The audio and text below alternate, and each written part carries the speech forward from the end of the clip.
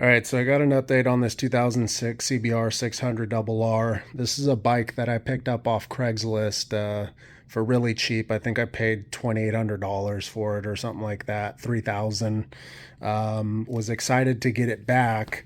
It was a track bike, so I had to, put some money into it to try to get it street legal. Once I did that, I put the headlights in, the turn signals, put new fairings on, and got it all dialed in.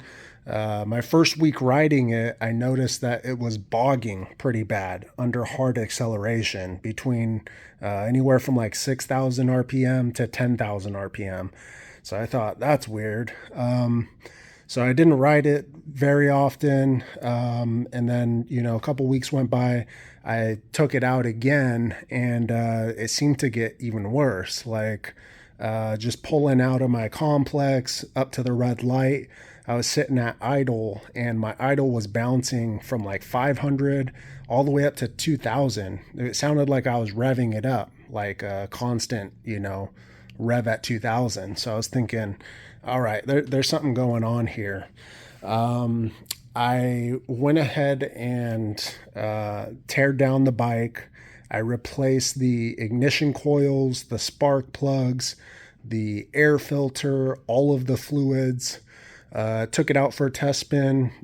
Didn't seem to change anything. So I was like pretty bummed out at that point. Took it to a shop to see if they'd look at it. It was actually a Honda dealership. They said there was way too many aftermarket parts that they could spend a lifetime trying to diagnose it. So they didn't want to touch it. Took it to another shop, and they said, oh, we see this from time to time. It might be the intake air temperature sensor. So they did some sort of cleaning to it. Seemed to work, on my ride home anyway. It wasn't surging at red lights, but it was bogging under hard acceleration. So at that point, I had already put in probably 1,500 on top of the purchase price between the fairings and all that crap. So really just kind of had enough and set it aside and just kind of got busy at work.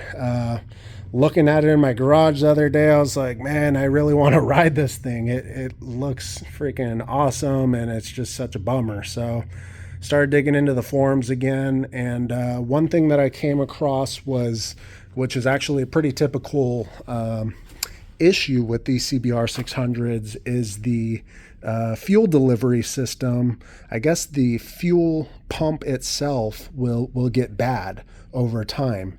And I know, so this bike's only got, I believe, 4,600 miles on it, 4,650. And so it can't be too many issues. So I know it was sitting for a long time, probably had bad fuel in it. From my understanding, the guy that owned this died, and his wife got rid of it. So she gave it to me at a cheap price, but she did say it was just sitting in the garage for a long time. But long story short, yeah, so I started digging into the forums, and I said, well, I know that all the air stuff is good. I know the spark is good. It must be the fuel. So took out the power commander, took it back to stock. I put the oxygen sensor back into the bung down there, and seemed to even it out a little bit, but really, it's still there. So I've gone ahead and just taken out the fuel tank, and I wanted to show you guys what I'm seeing in here. Looking online, it's really tough to find a disassembly for this particular bike, because I don't know, apparently each year they change the design of the fuel pump, probably because they're so faulty. But yeah, I was looking online and I saw some newer ones, 2012, 2008, and so on. And of course, the 2020s and so forth. But this is a 2006, so it's a little bit older. And yeah, I was having a hard time finding support on it. So wanted to show you guys kind of what it looks like inside of here. This is the sending unit, fuel pump. I've already disassembled it. Had a really tough time with it. I tried to get the disassembly on film, but it was just, you know, barrier after barrier. I think I'm getting somewhere and then spend another 20 minutes trying to figure the next step out, trying not to break anything. But as you can see, we got this float thing here, which is for the fuel gauge. This is typically mounted like up to the side here, and this will float up as you put more fuel in there. So you're going to remove this one bolt here, toss it to the side. You're going to have this negative wire hooked to the side there. You're going to want to disconnect that. Positive wire, same thing on the opposing side right there. This little clip actually holds the positive wire in place like this and kind of clips around this. Just pry it over this nub with a flathead screwdriver. Just be careful and it'll peel off to the right. There's two more notches here. Just turn it all the way to this black piece and it'll come out. So you'll pull that guy out. There's going to be a little mounting bracket for this hose screwed in there. You're going to want to disconnect that. These, there's also two more wires that will plug underneath here.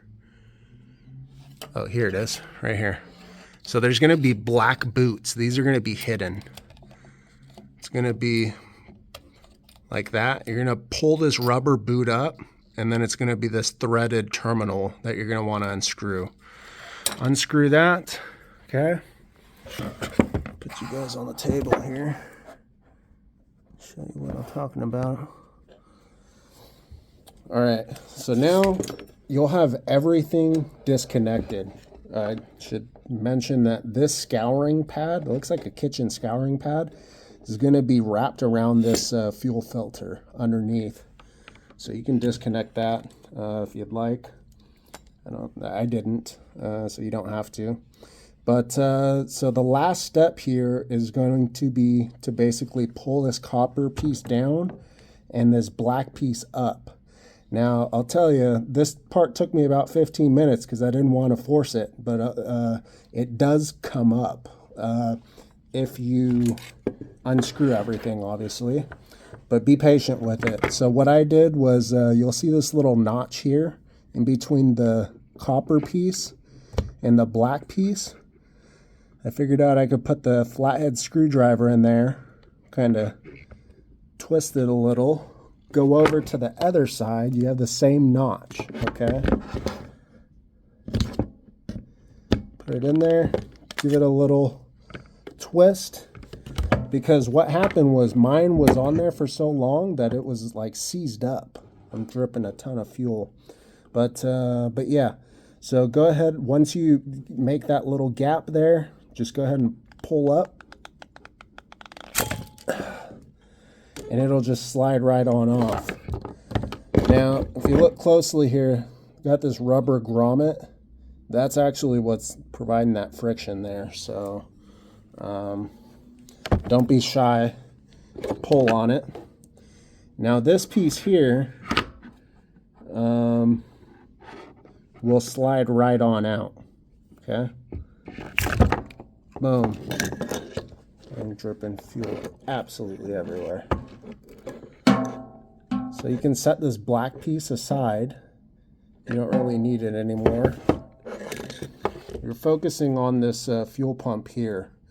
Now, as you can see, mine is begun to corrode and it's really rough to the touch. It's even, I don't know if those indentations are supposed to be there. It actually looks like it is supposed to. Long story short, what you're going to want to replace is this guy. So I'm really hoping that is the culprit for everything I've been experiencing. From my understanding, there's threaded bolts underneath here. And the only way I was able to find that out was looking at the replacement pump to see what piece I actually get, what's included. And it seems to be, there's a threaded, there's like a threaded bolt under here for a connector. Let's see if I can get in there. Yep.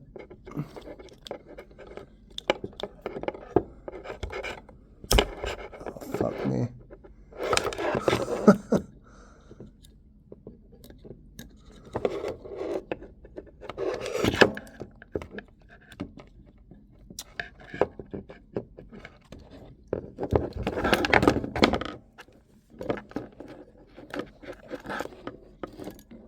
You guys heard that?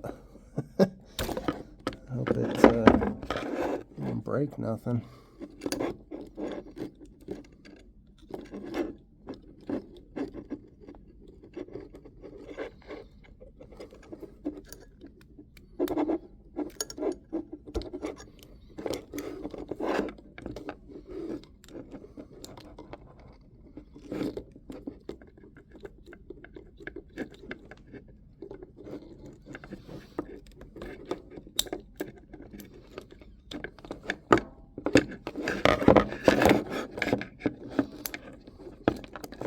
Yep, there we go. So you'll see these, I don't know why they made this plastic and not rubber. All the other boots seem to work just fine. But so all you'll want to do is remove those two bolts. Look online to make sure the fuel filter that you're getting is exactly the same, okay? Did see a guy get the wrong one and he was upset he had to wait for shipping twice over. But yeah, I'm really hoping that's actually some good sign to me that this isn't all for nothing, because fuel pump shouldn't look that banged up, you know, especially sitting in a tank with no nothing rubbing up against it or nothing like that, you know what I mean? So yeah, I'm gonna go ahead and try to locate this pump either on Partzilla or on Amazon if I can find a reliable seller with some reviews. I'm gonna wait for the shipping, and I hope to get it by the end of the week, and next weekend I'll continue this video and we'll see if we can't get this baby started up. All right, guys, so it's been 2 days. I put in an order for a new fuel pump. I went with the Quantum fuel pump just because it was on the lower end of the price spectrum. I think I paid $120 shipped to my door, opposed to $500 for an OEM. So I didn't want to take the chance of getting an OEM, although a lot of people recommend that.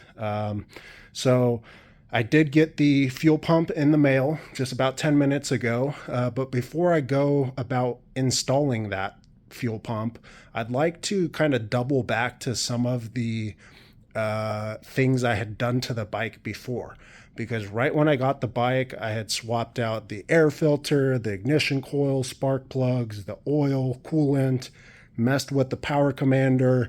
There was a quick shifter on here, so there was an ignition module that went to the ignition coils. I took that harness off. So that was all done in a matter of 3-4 days. So I want to make sure, I just want to double back to make sure I didn't like rush through the reinstallation of any of these components. So before I put the fuel pump on, I'd like to dig a bit deeper just to ensure, you know, everything is dialed in.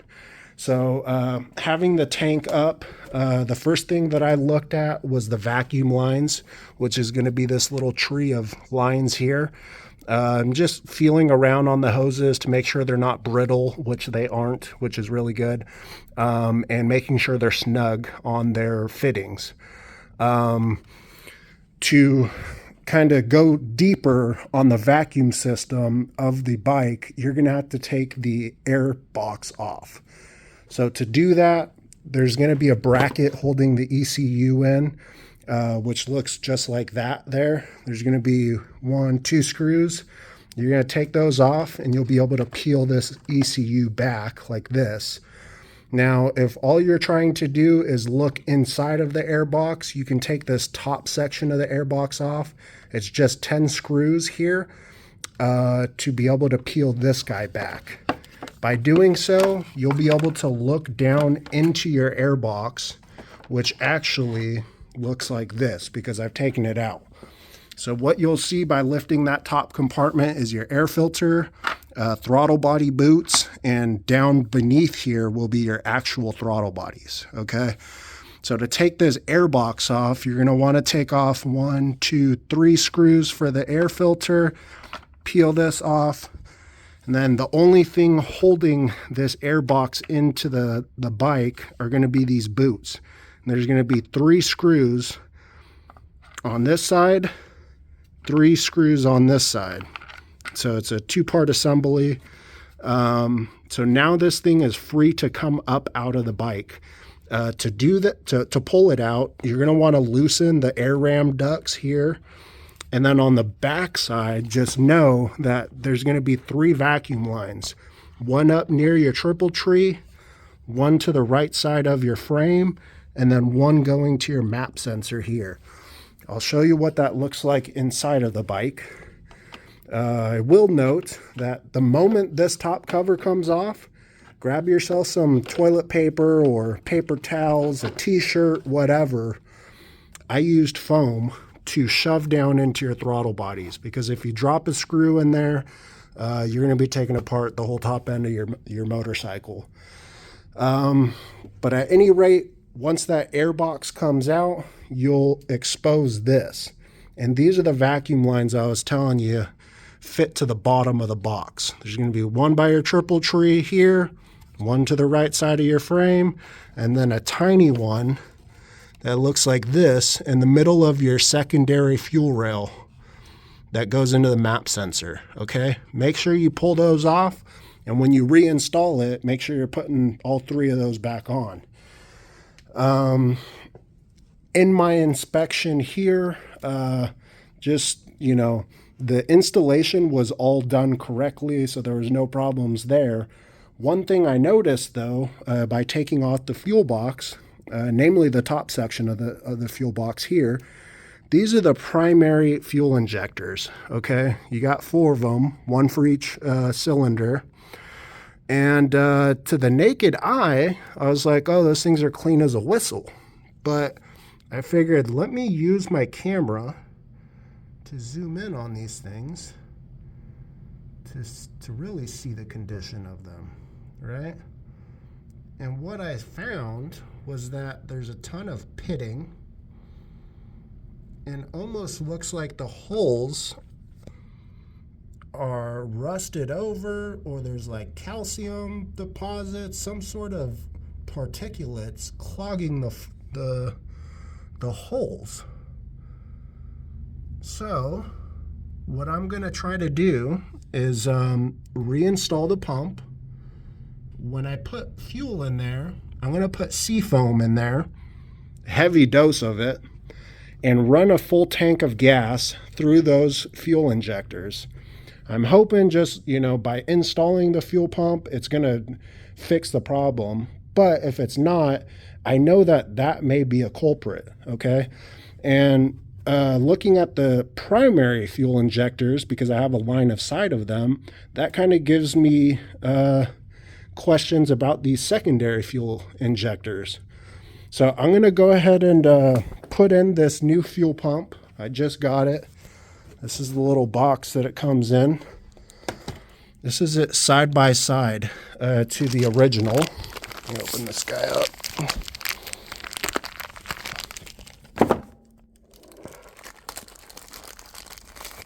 So that's the new one. This is the original. So you'll see it has a nipple there, 2 leads there.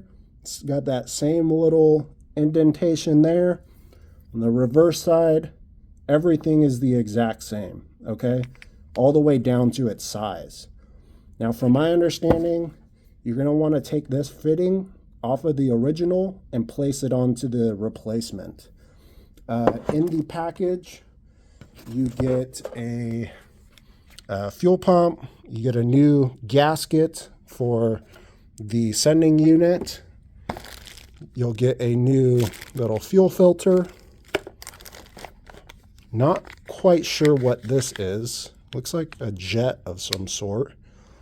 I think it's a replacement for this here. Although if this one fits, this replacement, I may just leave it as is. I don't know if I'll go through the trouble. Maybe actually I could just pull it out. It looks like just a grommet there, so it might be easy. I'll take you along for the reinstallation of all this crap. But just to give you an idea of what you'll get, there's like another replacement fuel filter, or I guess just a different style. This one is straight. This one's kind of like a base, similar to the original here. So it looks like I'll be using this one. And some electrical leads. Hopefully I don't have to rewire anything. I'm hoping I can just reuse all the original leads. But let me go ahead and get you guys set up on a tripod and let's get into this installation here. Okay, so in response to what I saw in my fuel injectors, before I dive into the fuel pump installation, what I wanted to do was soak these primary fuel injectors in some sort of cleanser. I went to the store and what I found was a concentrated version of seafoam, which I put in this little squirt bottle. I went ahead and dropped basically an eye drop on each head of the primary fuel injectors, just so, you know, while I'm installing the fuel pump, that has time to set in and hopefully loosen up some of that grime and gunk in there.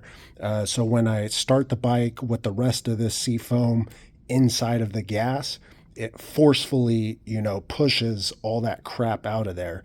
So that may be, you know, an extra step you want to take as well. So let's pan over to the fuel pump installation. All right, so this fuel pump didn't really come with any instructions, but it's kind of self-explanatory. I've never done this, but just retracing my steps, it seems pretty easy. So the first thing I'm going to do is take out this piece here. I don't know what it's called. I think it's a jet of some sort. But all that's holding it in there is that rubber grommet, so you don't need to unscrew anything. Just pull it out. Next step will be to remove this plastic piece with the tube just by pulling down off the nipple there. Grab the replacement, okay, fit it on there, set it right back where you found it. This one's pretty tight, which is a good sign, I guess. Boom. Rotate that off to the side. Okay.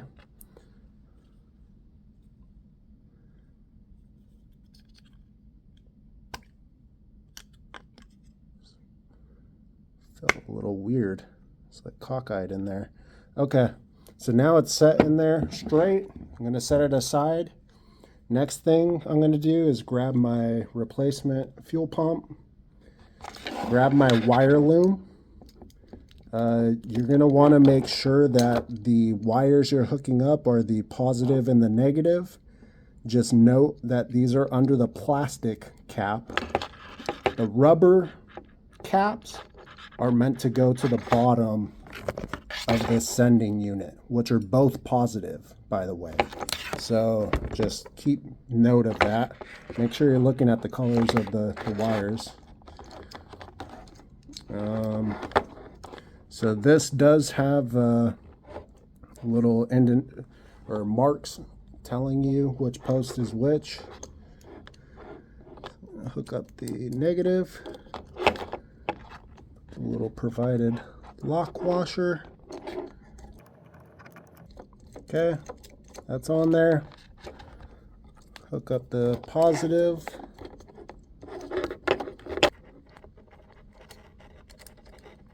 Okay.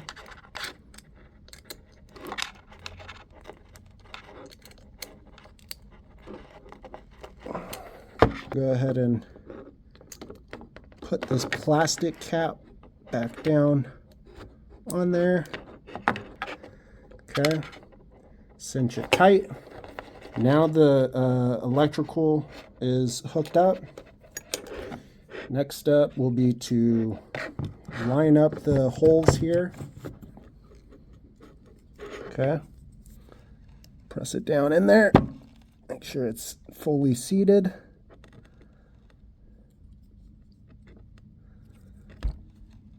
Boom.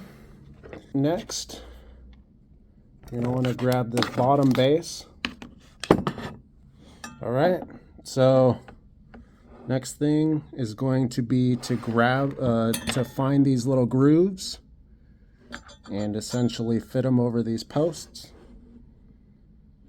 I'm an idiot. I forgot to put the fuel filter on the bottom of the pump. So make sure you do that before sliding the pump down onto the posts. Just make sure you're lining up this hole with this post here. It's going to go this way. Boom. All dialed in. Next, you're going to take these electrical plugs, clear all the fuel off these freaking hardware. These are both positive from my understanding, so it shouldn't matter which goes on what. Place the first wire on there. Lock washer, the nut.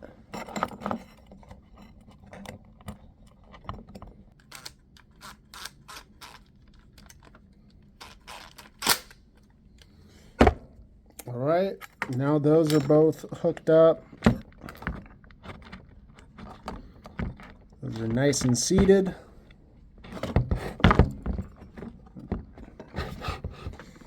Now on to the float.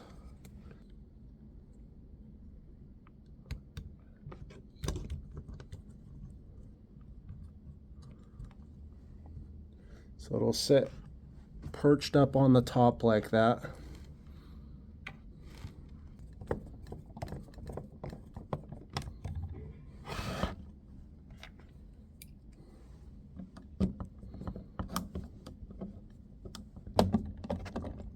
All right.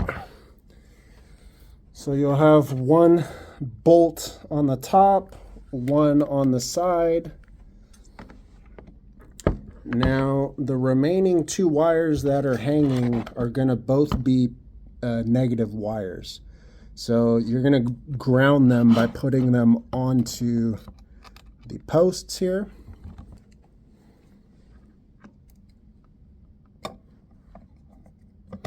Highly recommend you guys film everything you're doing when you're disassembling this, because I will say that that saved me from knowing which terminals to plug in or which wires to plug in where.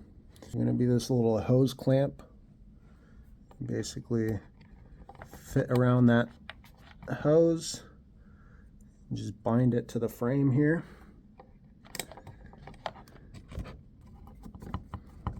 So that's secure. Next, you're going to want to fit this piece back up on the top here near the jet.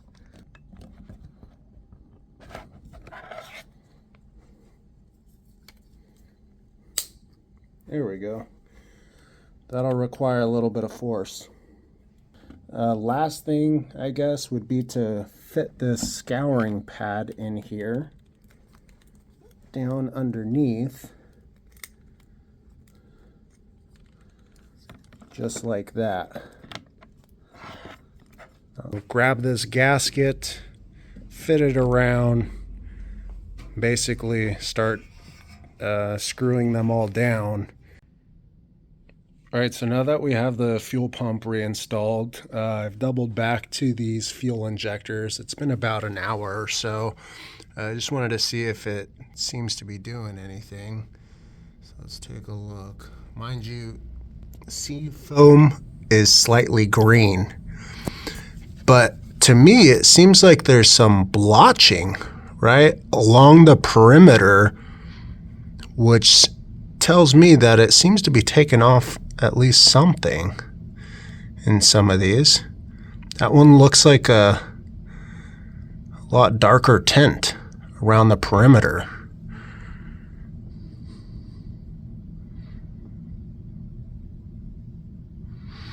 So I don't know. I mean, it might just be, this one especially looks really dark, and that was the dirtiest one. So I feel like it's doing something. I'm not quite sure though. But at any rate, I'm going to dry these off, and I can't wait anymore. I got to try to get this guy started. So I'm going to dry these off, reinstall the fuel or the air box, and see if we can't get the gas tank reinstalled and see if it turns over. All right, here goes the moment of truth. We've got some gas here. I'm going to refill the gas tank. I did verify that the fuel pump's at least priming, so that's good. I poured some of that sea foam inside of the tank. I probably should have poured some fuel in here before I mounted it to verify that gasket's working down at the sending unit. I guess I'll just put a little for now. I don't hear anything dropping. It's a good sign. Let me get the gas cap just to make sure the pressure's all right.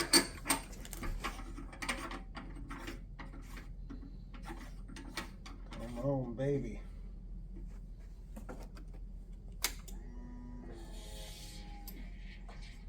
So you hear that prime?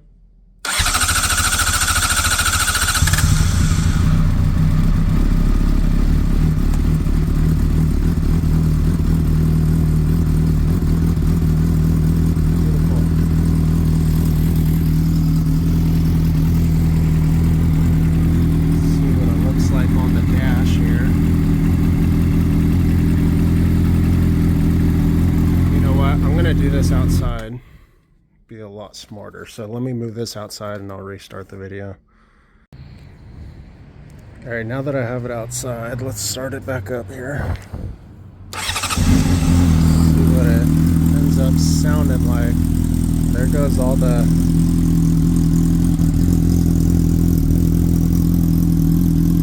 that's probably the sea foam doing its job. Smoke.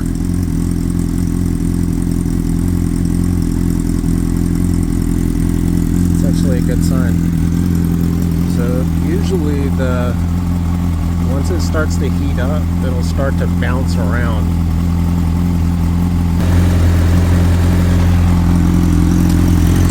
Let's mess with the air needle.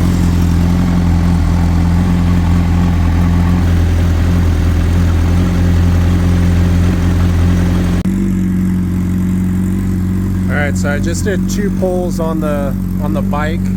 The fuel delivery feels a hell of a lot smoother, but the idle is still bouncing around like crazy.